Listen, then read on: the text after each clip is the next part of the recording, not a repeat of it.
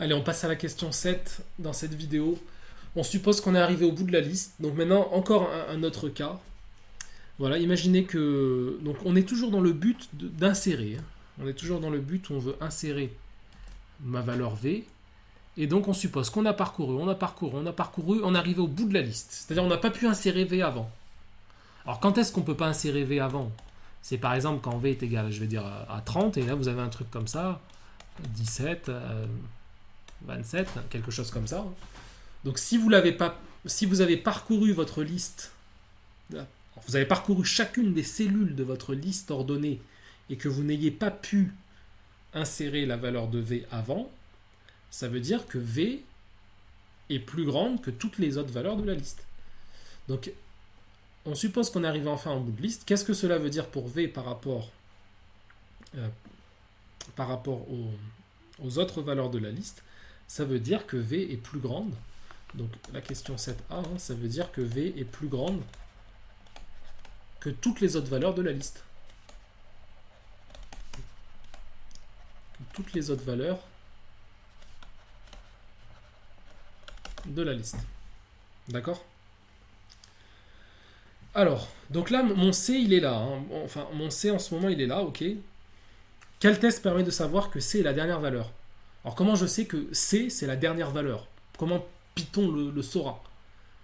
Ça, là, par contre, c'était une question cadeau. J'ai pas compris pourquoi elle n'avait pas été réussie. Pour savoir si C, c'est la dernière valeur, quand est-ce que une cellule est la dernière valeur? Quand son suivant vaut none. C'est tout.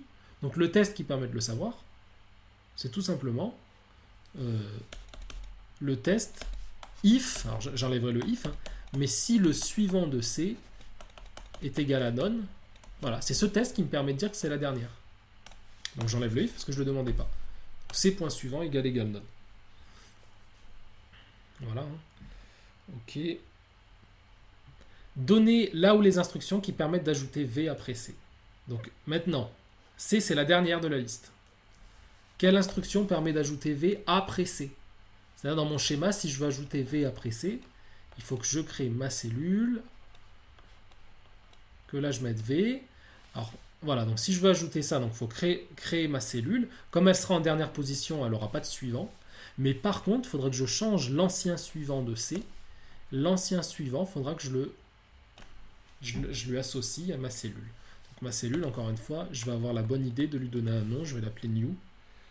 Donc là, qu'est-ce qu'il suffit de faire en fait? Il suffit de faire tout simplement new égale cellule de V et none. Voilà, vous créez votre cellule et vous changez le suivant de C. Tout simplement. C.suivant égale new. Voilà, et là on avait un point, plus un point, plus un point, plus 0,5 éventuellement. C'était des trucs vraiment...